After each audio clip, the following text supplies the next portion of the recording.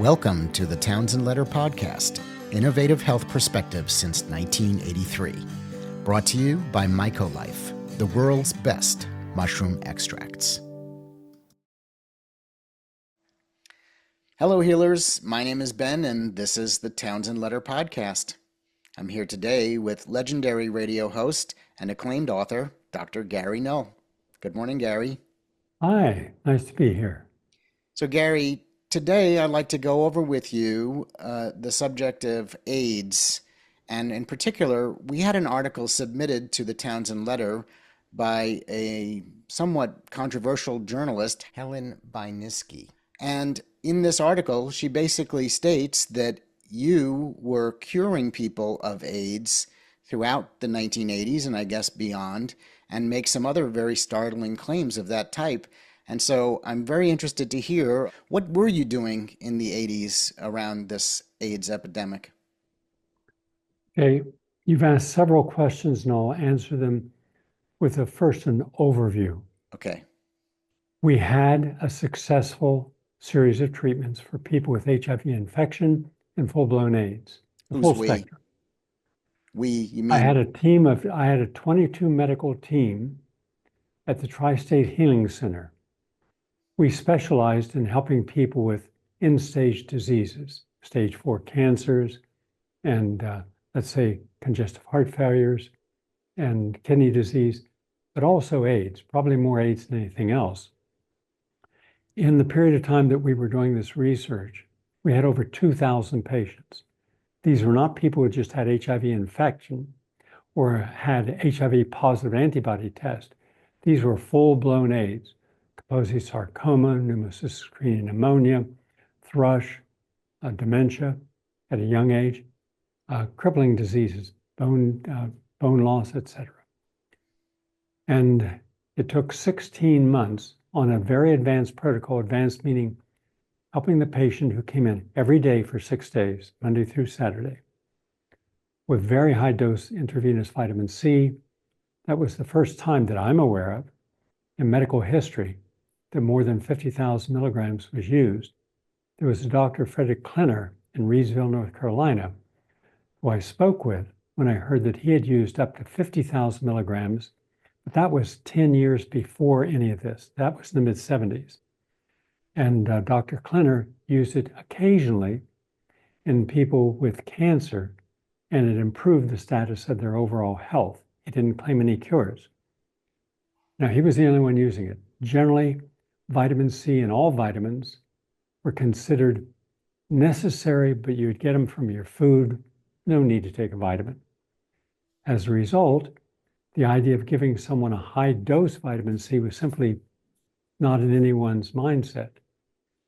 But I found that when using high dose vitamin C from 1974 to 1984, 10 years before a French bistro in Bethesda, Maryland, with Margaret Heckler, would be equivalent to today Robert Kennedy Jr.'s Health and Human Service Secretary. She was secretary of all health agencies. Health and Human Services oversees all of them, National Cancer Institute, USDA, FDA, and in any case, she introduced Dr. Robert Gallo. And Robert Gallo said the probable cause of AIDS. That was 1984. But let's go back 10 years. There was a leading gay physician in New York, very respected gentleman, and he would call me. And he would call me after my radio show on WMCA on Saturdays. I was on 4 hours, 10 to 2. He'd say, Gary, what would you recommend as lifestyle changes? And then he'd cite a patient he had. And I would give him some input. And then he said, would you be willing to take on just helping them with their health? About 10 patients I have who have something going on in their intestines and their bowels, and it's like irritable bowel syndrome, but they might get diarrhea for 6-8 hours a day. I said, okay. This is before AIDS was really understood what it was. This is before 10 years before anyone ever heard of AIDS or HIV. Okay. All right. So those 8 to 10 patients became 800 over 10 years, sometimes 2 or 3 new ones per week. And then we would have health support groups at night, generally for about 3 hours. And all of them were gay. Virtually all of them were young, people in their 20s, and they all had something else in common. At that time, if you remember, in the 1970s, it was a great time. There were so many wonderful things. The music was evolving, lifestyles changed, Woodstock, Haight-Ashbury in San Francisco, sexual expressions that had been Free repressed. love. Yeah, gay liberation that had come from actually 1965 and Stonewall. So you no longer were going to be discriminated against, or couldn't, because of laws that had happened if you were just gay. So a lot of people came out, and I had a lot of people in my audience who were gay, and I fully supported them. In any case, I started to see patterns. And the pattern was that they were kind of overdoing the lifestyle. The fact that sex is great, and when you have a very, let's say, compatible partner, it's just joyful. People forget that as they grow older and have less sex or no sex. But at that time, you felt you could go on forever, but you can't. And so as a result, to help stimulate more sex in a given evening, you might have upwards of 20 to 22 partners a night. That's true. This is what they're all telling me. And some of them would have games to see if they could have more than 2,000 sexual partners a year. Yeah. So I was getting all this information I knew nothing about. I was naive about this part. But the heterosexuals were doing the same thing. It was called swinging. You've heard, about the swinging, where you would think that everyone in America was, having sex like rabbits, but it wasn't true. Only about 2 to 3% of gays and 2 to 3% of heterosexuals were really promiscuous in a major way. But it's like sitting in a drive-in movie where you've got a 60-foot screen and a little camera with a light, and suddenly it magnifies the picture. So we were over-magnifying things. We weren't seeing them in their true context. But I saw the same conditions in the men and women who were swingers as I saw in the gays. And yet no one's writing on this. But being an author and being an investigative journalist, as well as a registered dietitian, board certified in nutrition, PhD in human nutrition and public health science, a senior research fellow at the Institute of Applied Biology for 36 years, successfully completed over 164 experiments, and have led all these others, at least 100 clinical studies. I watch things. I quietly observe, and then I question. Because it's through our questions that we can learn. And I started to see, gee whiz, this was a whole subset of Americans enjoying themselves, which they had a right to do, but not in a responsible way. For example, now this is absolutely typical of the group that I was working with over that 10-year period, from 74 to 84. I'll give you an actual example. 2 partners who were school teachers. One was like 27, one was 28. And they would come home from school, and then they would take a long nap. Then they'd get up around 7 o'clock. And then they would have dinner, and then they'd go out to party. And they would party till about 4 in the morning. And they would go down to a place called Christopher Street, and which is where a lot of the fast track gays hung out. There were a lot of bars down there. And they would have unprotected sex. And there was one of them showed me. I actually went down. I wanted to see this for myself. They showed me which looked like a little goldfish bowl. But instead of having fish in it, it had penicillin, 500 milligrams. And it was filled. I said, well, how'd you get this? You have to have a prescription. Well, some of the gays here are doctors, and we get them. And then we take them. I saw a guy take a handful of penicillin and down him. I said, what are you doing? He said, well, this will prevent sexually transmitted disease. I said, no, it won't. That's not true. It will not prevent and then you're going to kill your immune system. You just wiped out all the good bacteria in your gut. We didn't have the word biome back then. But nobody talked about probiotics, prebiotics, the good bacteria, or what we call our second brain in the gut. And they were living by these myths. And then I would see things that I had never seen, didn't even know existed, like fisting. Just imagine that fist going into an anus. Unprotected sex. I didn't see any of the condoms. And then amyl nitrate. Taking the amyl nitrate, which is supposed to help you if you had a heart attack, and you break it under the nose, and suddenly you get this rush. Well, what happens is a normal guy can have one wet ejaculation. Then it takes about 24 hours for the body to recreate through zinc and other nutrients the sperm. So you'd have one wet orgasm, but then you had maybe 20 dry ones. Boom. You had the sensation of an orgasm. And I remember once they showed me there was a table, just a stack of amyl nitrate. And there were trucks across the street on the West Side Highway, parked for the night.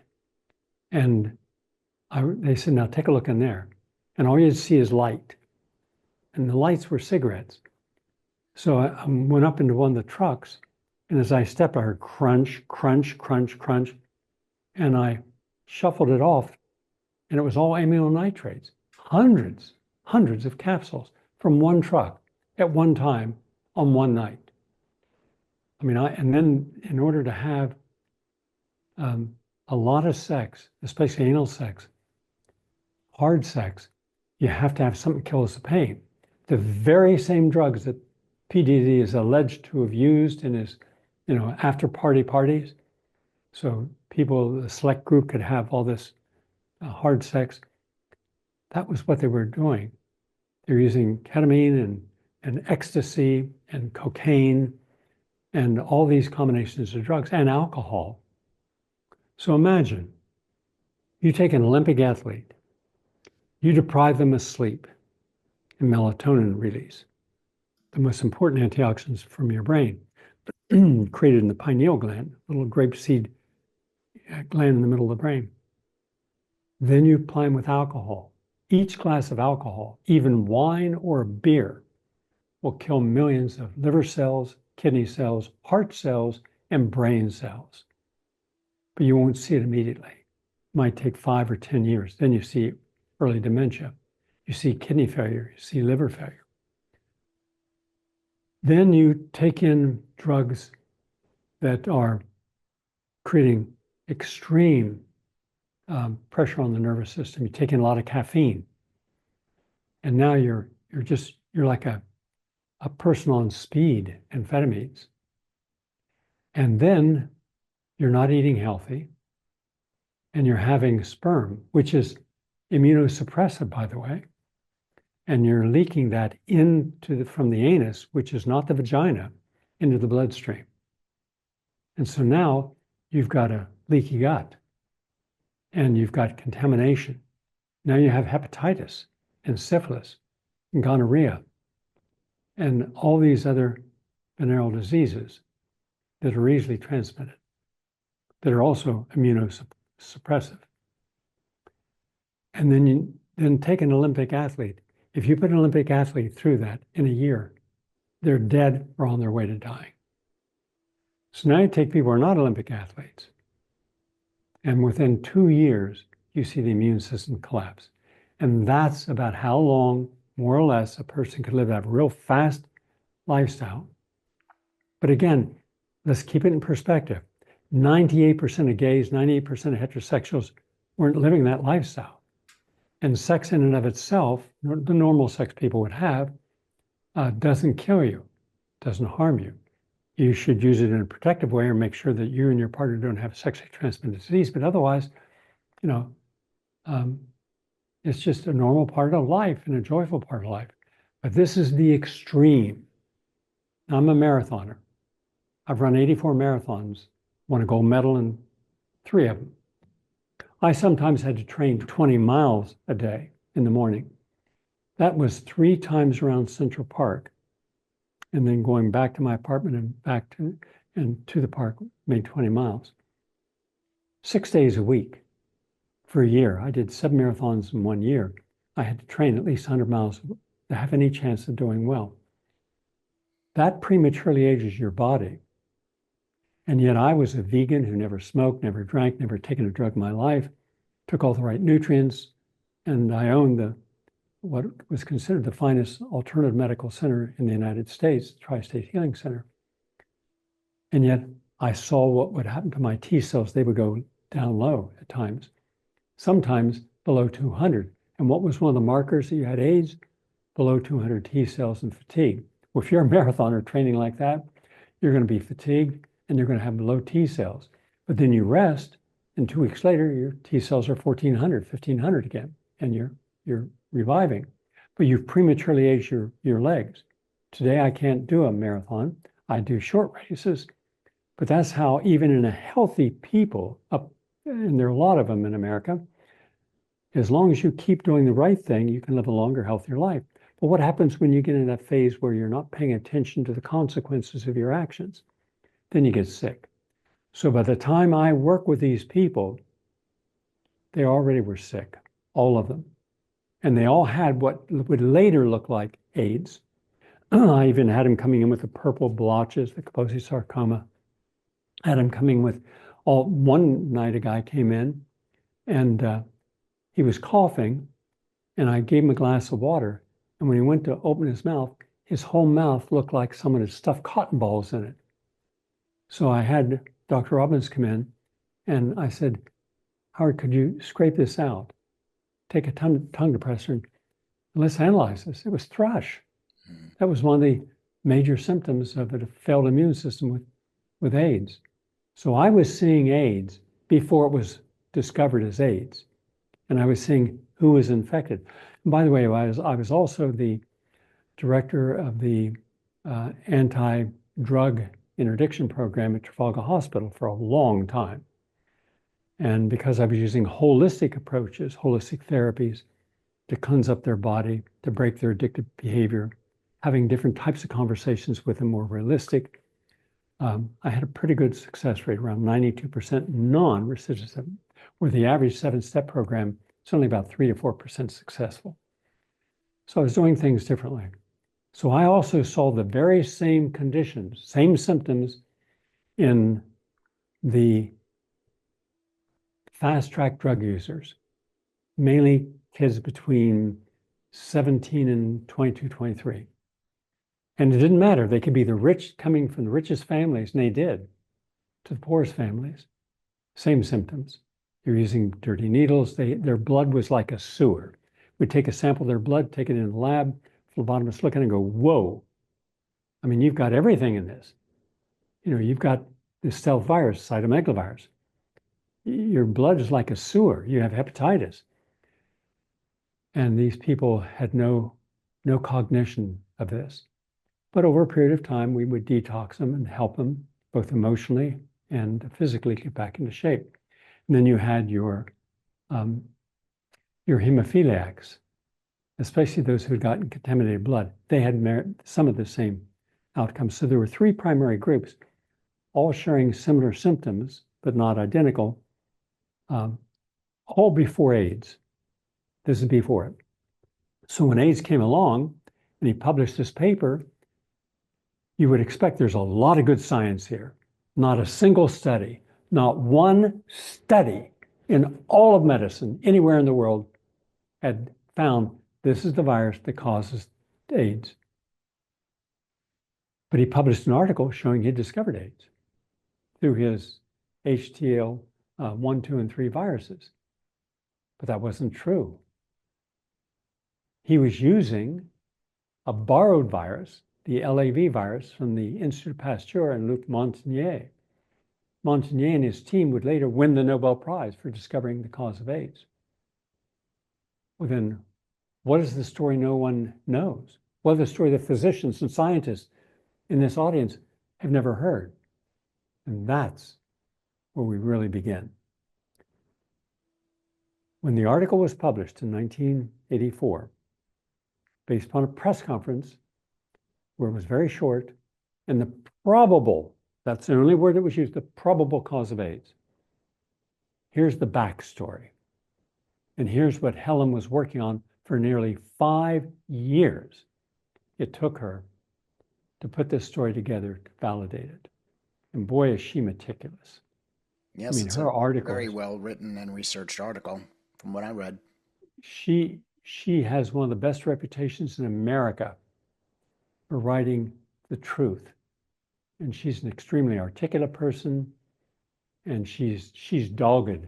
She gets onto something, she will not leave it, and she analyzes and analyzes it, and she breaks it down.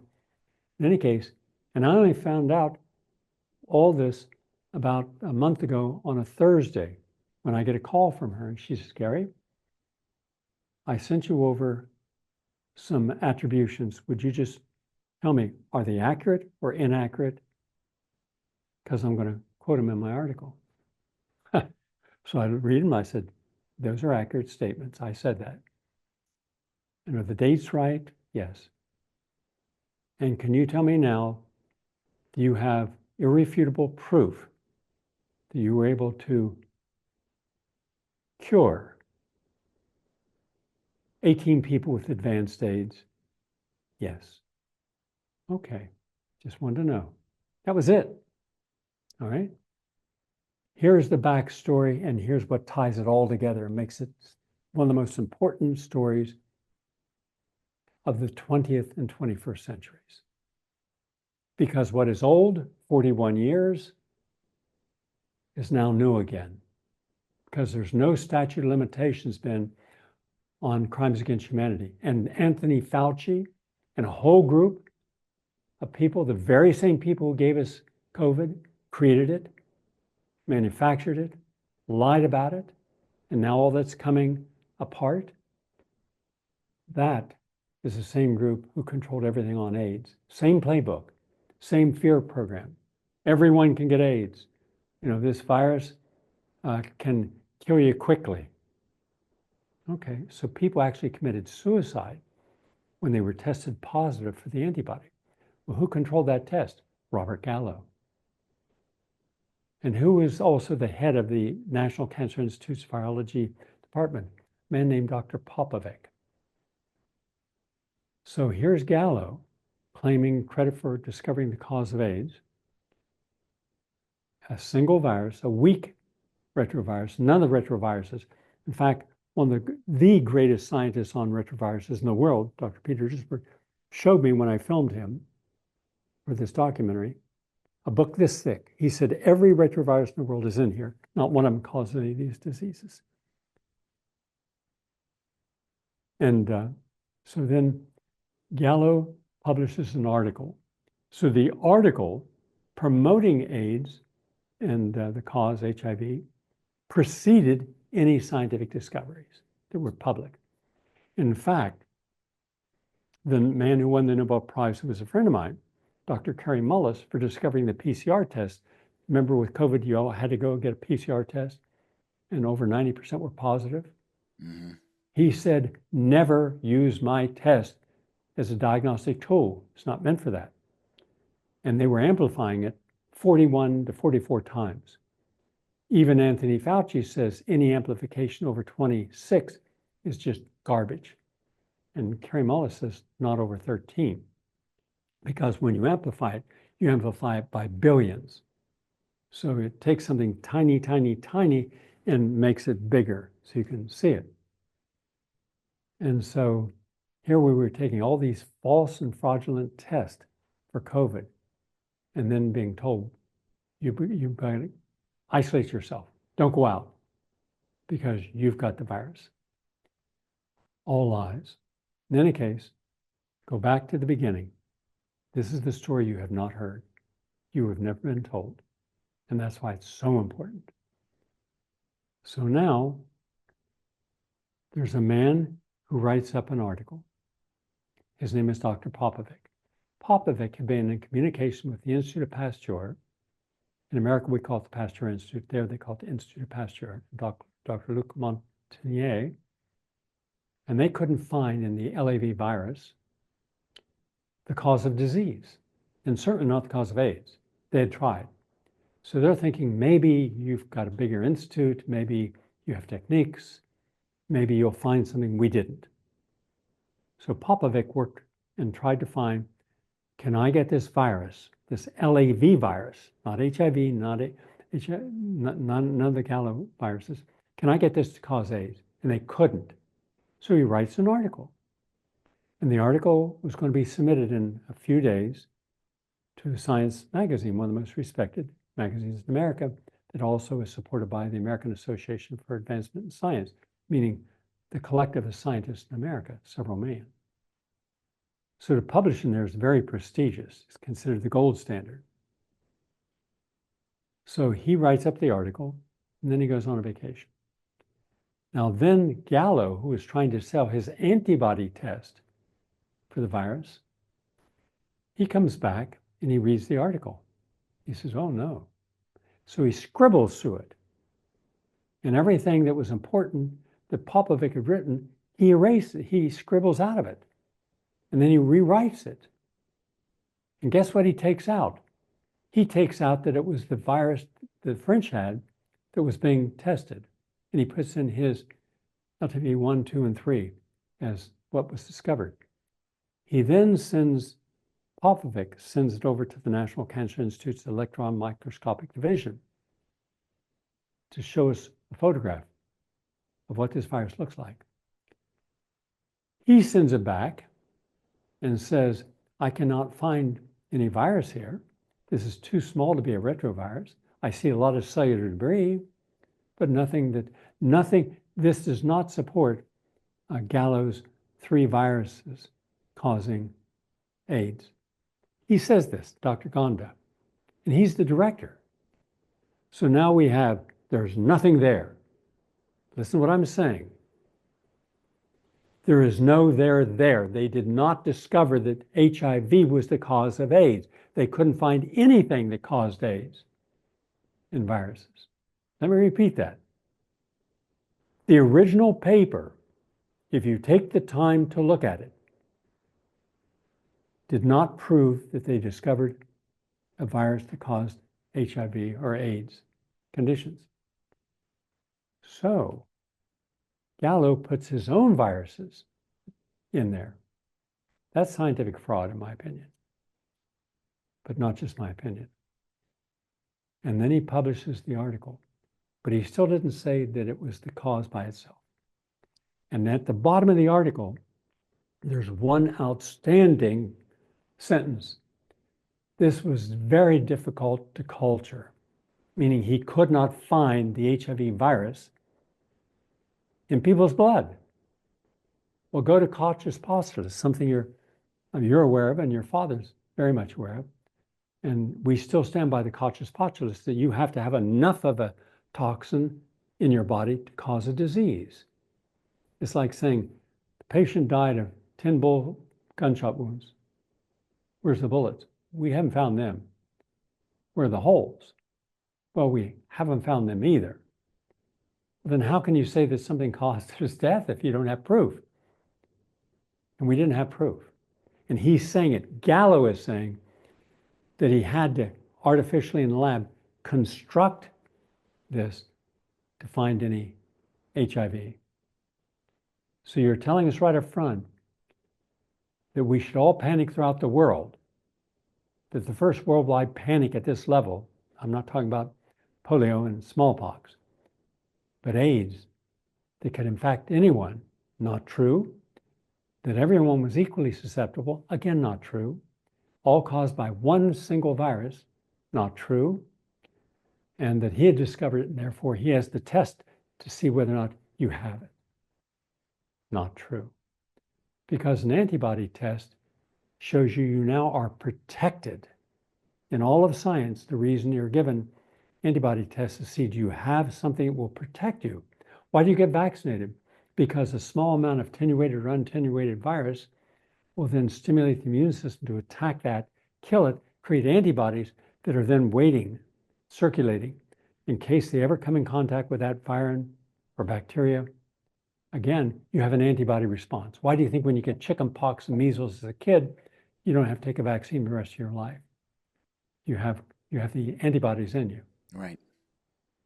Now, all of science is turned upside down. And now it's the antibody that kills you, but they can't find the virus. And it's right in Gallo's paper. But nobody ever reads scientific papers like this. So then Anthony Fauci comes in and says, you must adhere to this one single principle, and no one can, the search is over for the cause of AIDS. We have it. So I'm going to give money, over $900 billion, nearly $1 trillion in 41 years, as long as you're looking for one virus treatment that works, a vaccine that works. Well, by the way, there's 254 vaccines they've tried. None of them work. Of course, it's not going to work. You can't have a vaccine based on lifestyle. And then the antibody that we're looking for is unique. The test only detects that one antibody. But then Christine Johnson, great science reporter, found that no, there's 80 different things will test you positive. If you're pregnant, if you have malaria, if you have tuberculosis, if you have cholera, if you have herpes, if you have hepatitis, 80 conditions that if you have it, you can test positive. So now you're scared to death. You've got something you're told is going to kill you shortly, generally within a year. And you're having to live with this. And then you become a stigma. Nobody wants to be around it. Stay away from me. I don't want you contaminating me. Even Anthony Fauci is saying, if you test positive, don't get your children around you close. You can infect them. He said it. I had the video. So anyhow, then this happens. Popovic ends up as a co-author. How'd that happen? He sent, evidently, the original article, maybe not trusting Gallo, to a relative. Dr. Jeanine Roberts, the greatest journalist, in my opinion, investigative journalist, she's the one who found blood diamonds, about diamonds that you shouldn't buy because people had to die to get them mined, and Aboriginal orphanages in Australia taking away children from their family, biological family, and giving them to Caucasian families. She exposed all that and dozens of other stories. She calls me. She says, I have something I want to show you. She's in Great Britain. I said, sure. Come on over and show it to me. She comes over and she shows me Popovic's original writing. And all the lines and all of Gallo's changes. He Have literally you got that changed. document? I have that document. I'd love to see it. I'll give it to you. You can print them. Okay, I will. There are 3 documents that no one in the world has seen. The original one that says there's nothing here, we didn't find anything. All right? The LAV virus from the Pasteur Institute, the 1, 2, and 3 viruses from Gallo, none of this was shown to cause disease. And here's the National Cancer Institute backing us up. Okay? So that was what was to be submitted. Gallo comes home, probably is angry at what he sees, and he changes it. What do you call that? When you're changing an original, honest piece into something that serves your needs, and you're telling people it was my virus that did it, when it was the Pasteur Institute's that was being tested, not his LAV 1, 2, and 3. In my opinion, that's scientific fraud. But then you come up with conclusions, including showing you can't find the damn virus in people's blood. It's very, very difficult, almost impossible. So you have to artificially construct it. It's not like everything in science today I have to question, because they couldn't make a monkey or a higher primate, a chimpanzee, sick. They couldn't get AIDS created in them. So what they do? They gave the monkeys, the chimpanzees, chemotherapy. Imagine what would happen if you took chemotherapy on a weekly basis. Within a month, you're sick. The longer, you're dead. So they first had to almost kill the primates, then give them a shot of what was supposed to have the virus. And then, now see, that's where it came from. No, it didn't. But then you have Gallo's altered version, and then you have the published version. Well, go back now to Carrie Mullis, because Carrie, in an interview that went viral, I was told 15 million people watched this. It's an hour and 54 minutes. You ought to play it. It is really dynamic, because this guy, Okay, a well, we'll genius. link to it in the description if it's available. Yeah, Dr. Carrie Mullis, who won the Nobel Prize for discovering the PCR test. He says to me in this interview, he says, you know something, and I didn't understand what he was saying at the time, because before all these discoveries, he says, you know, Gary, in science, you want to get credit for what you do. And I can't find anyone willing to show me the science. I'm sure it's there. Just show it to me. And he'd go to scientific conferences, he said, and ask people, did you actually read the original scientific papers before the science article showing the actual science of where they did this, how many patients they did it on? No one had, because it hadn't been done, hadn't been published. He was right. He just didn't know how right he was. So he wanted to debate Fauci, and Fauci wouldn't debate him. The president of the University of South Carolina wanted to have a debate and moderate it. Fauci wouldn't debate. I've asked Fauci to debate me, he won't. In any case, I held a press conference. It was 4 hours long with Janine Roberts and physicians and scientists who said that we have to do a whole new evaluation. In other words, we have to start again and challenge that anything was actually discovered that could cause AIDS conditions. Because we had all the evidence in the world of how lifestyle factors could cause it. And poverty and starvation, infection, yes. So now, there's the press conference in 1996, and nothing happened until 2006. 10 years go by. And I'd written 39 articles, including publishing the longest article ever published in the Townsend Letter for Doctors. On the 3 cases, I can show how the immune system is impacted against viral activity to rebuild the immune system back. And then I get a call from a man named David Crow. Have you ever heard of David Crow? I can't say I have. Canadian author, investigator, and he had created a group called the Reappraisal of AIDS. These were all pro-mainstream medical doctors, scientists, Nobel Prize winners. Professor Emeritus is the highest distinguishing position you can get in academia, to be an emeritus. And they all said the same thing. There are too many contradictions. We need open, honest, civil debate, and no debate was allowed. If you questioned anything about Fauci or one virus causing everything, you were a quack, you were a nutter, and you were to be dismissed. So the first thing we did in science is we turned science into a cult, because when orthodoxy prides itself in how orthodox it is, it ceased to be science. Science is always questioning, always seeking a breakthrough to a higher level of awareness and meaning. And you couldn't debate, just like with COVID, no debating, no input. And then you had the screamers, the yellers, today with COVID, and then with HIV. So he calls me and says, I just heard that press conference from 10 years ago that one of the people who was in our group, and we had about 3,000 people in our group, and would it be all right if we, used all this information? I said, sure. So he asked for the 3 copies. I gave it to him. But also, there have been 4 official congressional investigations of Robert Gallo's statements about in his article. Were you aware of that? Did you know there were 4 congressional inter-office investigations of Robert Gallo's initial claims? No, I didn't know. No. Again, the media hid this.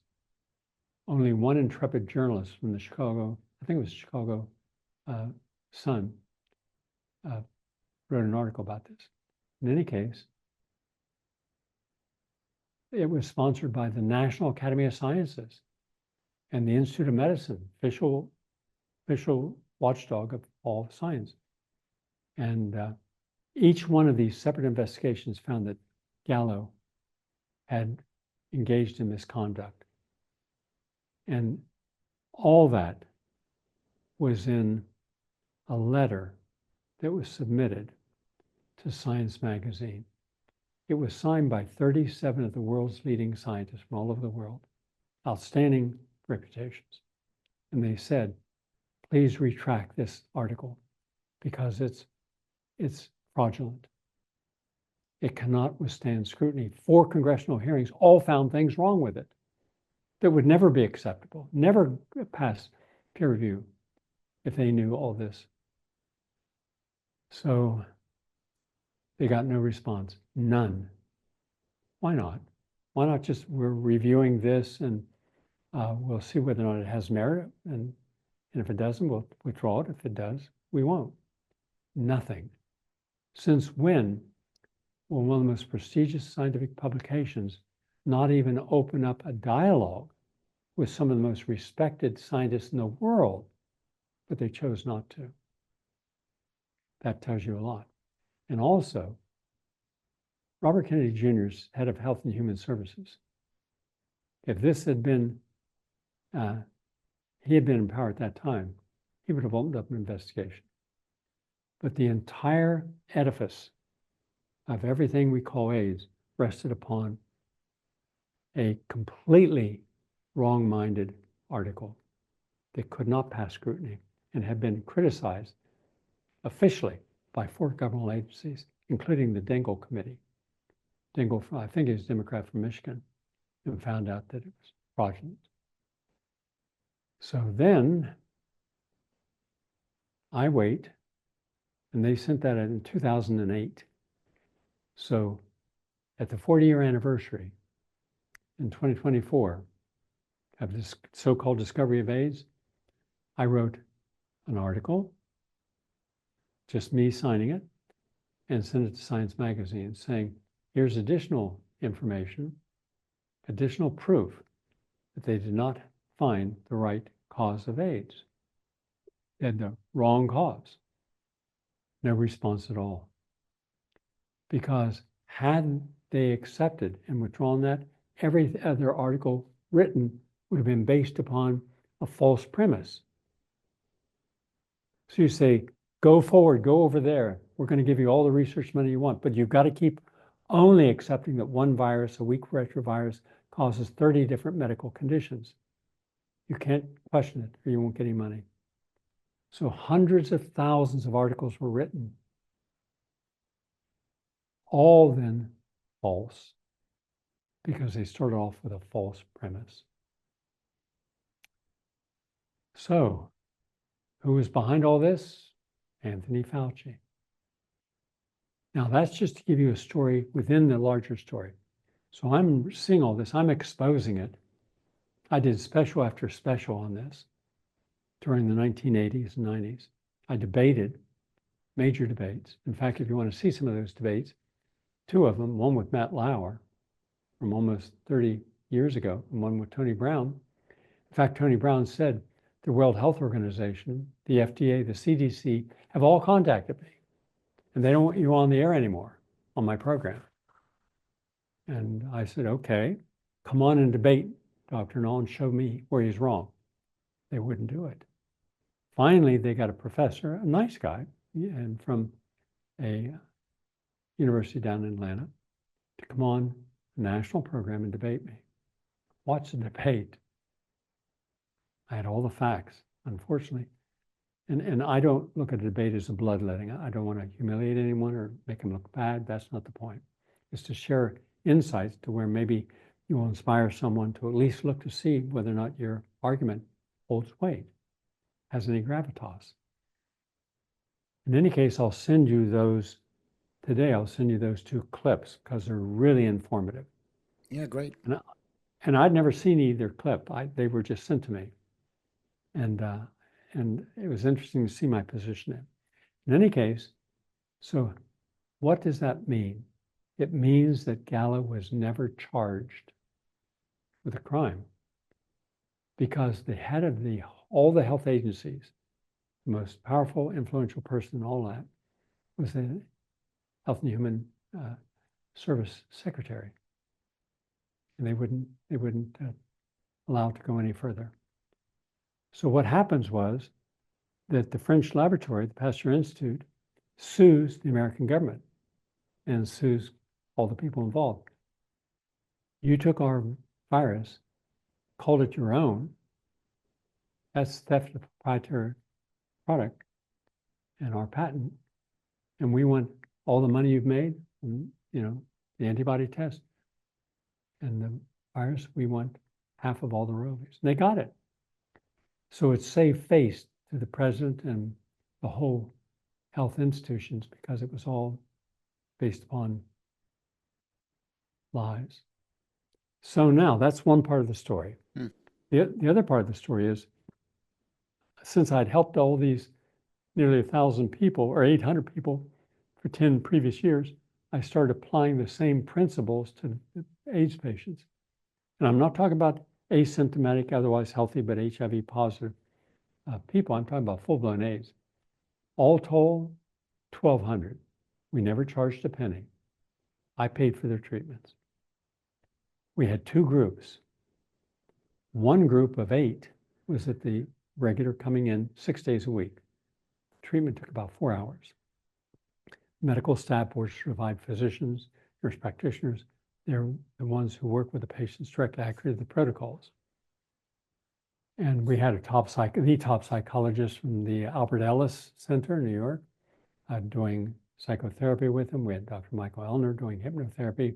We had a whole de-stressing room that my friend Peter Max painted in tropical design. And it was just water walls and bamboo floor and tropical plants and aromatherapy and the sounds of nature like rainfall. You go in there, you just go right to sleep. You're in a blissful state. Because if you're told you have AIDS, you believe it, you're going to be very stressed. Cortisol is going to be up. That can kill you. So we want to de-stress them. So we're helping them with their psychotherapy. And I said to them, AIDS is not a death sentence. So anyhow, we put them on advanced protocols, but only 8 people volunteered when we told them it was going to take 4 hours a day, 6 days a week, and we didn't know for how long. But in 16 months, we celebrated the first complete conversion, meaning he went from HIV positive and lots of diseases to HIV negative and no diseases, ideal health, and all the T cells back to normal. His name was Louis. Now, others began to, within 16 to 18 months, they all seroconverted to 8. But then Dr. Elena at the Institute of Applied Biology, head of science, she'd been over at the Institute, not because of AIDS, but because she had diabetes and she was being helped over there. She's gone public with this, so I'm not breaking any confidences. She's been on my show, and she's also, I believe, in the article. Very open person, wonderful person. And she says, Gary, when I'm over there, I'm talking with people getting their AIDS treatment, and they're really doing well. Would you do this? Would you allow me to use your protocol, nothing else, but you don't have any contact with the doctors, the nurses, the patients? So it's really, there's a wall between you. And let's just see, based upon the heart of good science, reproducibility. And Dr. Angell, the 22-year editor-in-chief of the New England Journal of Medicine, found, to her dismay, that the vast majority of scientific articles published cannot be duplicated. That means that you do not have something that can withstand scientific rigor and scrutiny. I said, fine. Even though I was in the institute, I was up on the 3rd floor and this was on the 1st floor. And there was a separate entrance. I never saw any of these people or spoke to them. But over a 2-year period, all 10 people they were working with advanced AIDS seroconverted. They were cured. And then they were monitored for 5 years. Nothing returned. We monitored people for almost 13 years. And not a single one of 2,000 patients died. Not one death in 2000. Amazing. So now we have my results and her results, 18 cured people, and all the rest regained health, but they were coming once every 2 weeks. So we get together, a group of scientists, independent scientists, with one non-scientist, David Patterson, who would later become governor of New York, who was a senator at that time. And we got together all the scientific evidence to support in 25,000 scientific studies why the protocol would work. Okay, you've shown us the proof. Here's the patient, here's their blood workups, their viral loads, etc. But is there a basis in science? And the answer was yes. They just hadn't looked for it. So there was a committee of 5, and they were separate. Then we took a year to put the word out all over the country. If you've had long-term survival, healthy survival success, be a part of our press conference. We had about 85 doctors and their patients who were healthy as can be. They still were HIV positive, and we brought them into New York. It took us a year to organize all this. And we sent out 3 press conferences, notices, to 7,000 journalists alone, New York Times, all of them. And then AIDS organizations, foundations, NGOs, and the scientific community. And the press conference was called, which we filmed, AIDS is not a death sentence. Now, the 18 that I had cured were there. And so each person got up, and not a single member of the medical or scientific or AIDS community showed up. Not one person showed up. That's Anthony Fauci. All right? Someone would have showed up. But who did come to our office on a regular basis were physicians and journalists within the African American community, including the most popular African American on television, Tony Brown's Journal.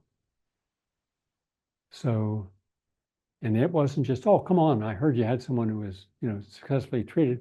Let's, no, that didn't happen. Instead, what you had happen was I got a call from a person named Kennedy, not related to the John F. Kennedy. And they said, we understand that you've had success with some people with AIDS at your Tri-State Medical Center. I said, yes. Can we come in and take a look? Can we interview the patients? With the patient's permission, can we review their records? I said, of course. Because all of our patients give us permission, to show whatever success we've had. So they came in, months went by. I saw people there every night because the people with AIDS wanted to be treated at night because they also had their support group at night there too. And 7 nights a week, Dr. Michael Elner ran a health support group showing natural approaches to dealing with AIDS. In any case, at the end of 3 months, I get a call. Tony said, bring your first patient that you had reverse AIDS on. We've got all the medical proof we need that it's real. So I went on, and you can watch the clip. I can send all these clips to you. I did 8 interviews over a period of years, each one with a different patient that was cured. And he had all the medical records right there. He had the blood profiles, all from Roche lab, one of the best, probably most popular lab at that time in the United States on blood workups. And so Tony Brown, and then Earl Caldwell, the Daily News, and Bill McCurry, multi-Emmy award-winning investigative journalist for Channel 5. All these people, only within the African community, were coming there. Isaac Hayes, the singer, he'd be there all the time, and not to sing, but to give support. It was kind of funny because I owned a health food store up on the Upper West Side for decades, 89th and Broadway. He'd stop off there and come in and get all these juices. In fact, we made a little card called the Isaac Hayes juice. And he'd get a bunch of them, like 20 juices. Then he'd come down to the center and he'd hand out the juices to people. And I said, Isaac, we have a kitchen over there where we have a staff making juices all day long, all night long. He said, I want them to have, I want them to have the juices. Cicely Tyson was there, a good friend of mine, Dick Gregory, comedian, activist, was there. Stokely Carmichael. I mean, we had dozens of celebrities within the African American community there because most of our patients were African American males. And so they were there to support them. And then the most important, as far as getting the word out, was the publisher, the #1 African American newspaper in America, the Amsterdam News, Bill Tatum. And Bill spent months there talking with people, asking, can I see this? Can I see? They said, yeah, everything's open. And then he says, Gary, we've got to get this out. So he rented the Apollo Theater for a showing. And I was just told, would I come up to do a lecture at the Apollo Theater? I didn't even know what it was about. I showed up and I get out of the cab and there's a line down the block. And the guy says, Gary, we're told it's all full inside, 1,600 people. And I saw Bill and I said, Bill, there's a whole long block. There must be 1,000 people out here. He said, yeah, they couldn't fit inside. Well, can you rent the place for tomorrow? He said, sure. And so the next 3 days, Wednesday, Thursday, and Friday, I filled every seat in the Apollo Theater on 125th Street in New York, 99% African Americans, but I didn't know what was about to happen. So when I went in, Arthur Ashe, remember the tennis great Arthur Ashe? Of course. Well, he had AIDS, and he had been coming to the center probably 3 or 4 nights a week. And it was interesting because he was a friend of Doug Henderson, an outstanding journalist, African-American. And Doug kept saying, why don't you try the therapy? But he was hesitant to do it. And it turned out he didn't do it because he didn't want to disappoint his doctor, who didn't believe in any of this. Take AZT. And right up until 2 weeks before he died, he said, I should have tried the protocols. I saw the results. I didn't want to disappoint my doctor. So anyhow, I go inside and I thought I'm generally just introduced and you go up and talk, answer questions later. That wasn't the idea.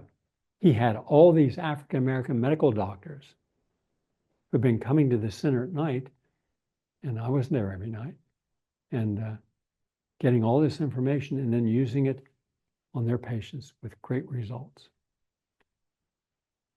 As a result, about 60 of them went up and spoke before me. 2 hours later, I was invited to go up on the stage. And I thought, wow, I didn't know you were doing this. But they kept it within the African-American community because the Caucasian community didn't want to hear this. In fact, of the 3 days in a row, but I had to go to California on Saturday and Sunday. So I said, whatever we finish on Friday, after 3 days, that's 5,000 people about that we've helped, or at least informed. I can't do any more. Bill said, okay. And he said, you're the only non-entertainer, non-politician who's come here to the Apollo Theater to do this. If you were an evangelical event, we can understand it. But and a white guy. No one would, yeah. I mean, no one in the mainstream media would cover this. And that was in and itself a news story. What's this white guy doing bringing a packed house 3 days in a row to the Apollo Theater? Just out of curiosity to see what it was. Not a word. But then the final tip-off to me was how this was all political and controlled. When a journalist called me and said, I'd like to do a story on you. Are you real or not? So I said, well, sure. So this woman comes and I said, instead of asking me anything, which can be self-serving if I answer, why don't you listen to people? So I said, I'm going down to the Grand Ballroom of the Roosevelt Hotel, and it's a lecture I'm giving. Come with me, please. So she did. So when I get there, I said, I'm being interviewed for an article. I'm just curious, how many people in this room are medical doctors? All these hands went up. There are about 3,500 people there in the Grand Ballroom. How many are nurses? A lot of hands went up. How many people were here because you had a serious life-challenging illness that was not helped by orthodox medicine, and today you're healthier were cured because of it. All these hands went up. And I said, I turned to the woman and I said, now, I'm going to be doing a press conference on AIDS next week. Why don't you come and talk with people? I said, anyone in here been treated at the center? All these hands went up. Anyone reversed their AIDS conditions completely? 2 hands went up. I said, there are 2 people. Those are the people you should be interviewing. She didn't interview a person. She got up and left. That was medicine, trying to find some weakness. She didn't mention that she had been there. She didn't mention all these people were there. They're afraid to show that anything else works because then it's not a monopoly. They can't control it. But the media have all been captured, all of it. Liberal and conservative media alike. So when all of my efforts, including 5 award-winning documentaries, were played, none of them were reviewed by the mainstream media. When I wrote a textbook, AIDS: A Second Opinion, with over 5,000 scientific footnotes and references, my liberal, very liberal, probably the most liberal publishing company in America at that time, 4 Walls, 7 Stories, that later became 7 Stories Press, they said, Gary, we appreciate your position within the liberal community. I'm hiring Dr. Jim Fix, Professor Fix. I want you to show that every single thing I'm saying in here about natural approaches. In fact, the chapter on natural approaches from around the world was over 160 pages. It's a big book. Not a single person reviewed the book. No one. Now, my books, I've had like 72 or 73 very popular or best-selling books. And they've always been reviewed positively. You can go to my site, GaryNull.com, look under book reviews, and you'll see all these wonderful statements by very important people in the field. And they don't flatter anyone. They're straight shooters. They don't like something, they tell you. If they like it, they tell you. Not a single review of that book. It was persona non grata. So I did an all-day conference, started at noon, went to almost midnight, at the biggest church I could find outside of St. John the Divine, which was busy. So this was on the Upper West Side, in the 80s on Central Park. I invited the best scientists from Japan, Italy, France, Spain, who were getting good results with AIDS patients, long-term survival, using different techniques. And they all showed up and we were packed. Fortunately, I filmed it. And not a word of that went out anywhere. So between books and documentaries and broadcasts, articles in the Townsend Letter, other places, you wouldn't know that any of this existed. Because I had a lot of platforms, they couldn't cancel me. I had too large an audience. For decades, I had the #1 radio audience in my time slot in America. I beat Rush Limbaugh at noon. All things considered, I was on NPR for years and syndicated on ABC to 225 stations. So I had millions and millions of listeners and very loyal. And they hadn't found any of my work to be discredited, nothing. So they kind of left me alone, except to attack me in Wikipedia based upon that I'm an AIDS denier. No, I think you got just the opposite. I'm the only person to cure AIDS. Now, if someone's cured it since, fine. Let's hope they do. But every single effort made to bring the truth to the public was denied, except within the African American community. So that shows you institutional racism. It shows you bias at an unparalleled level. And it shows you the truth. We had a cure, successful treatments for HIV infection or AIDS, and they killed it. They kept the public from knowing it. They wouldn't allow people to debate me. I did about 5 debates, major debates, nationally televised, and then nothing. Nobody would debate me. And the very people who controlled for 40 years the war on AIDS have controlled COVID. Same institutions, same lies, same deceptions. So that's what Helen wrote in her article. Yeah. Hope that answers your question. It does. And so I'm really looking forward to publishing that article and putting the resources and links to the associated studies and videos and everything else that you've mentioned. And it's a fascinating story. Is there anything else you want to add before we wrap up? As a journalist who's broken a lot of original stories, don't accept someone's word for anything. Do your homework. Challenge me. What is Gary saying that I can prove or disprove? Because that should be the hallmark today of who we believe and why. Because a lot of good people, and most people are good people, have believed the wrong people. They've been propagandized and lied to. And now that the JFK documents are being turned over and the Martin Luther King documents, and now that light is creeping into this cryptic subterranean mess of deep state influencers, we're seeing the truth come out.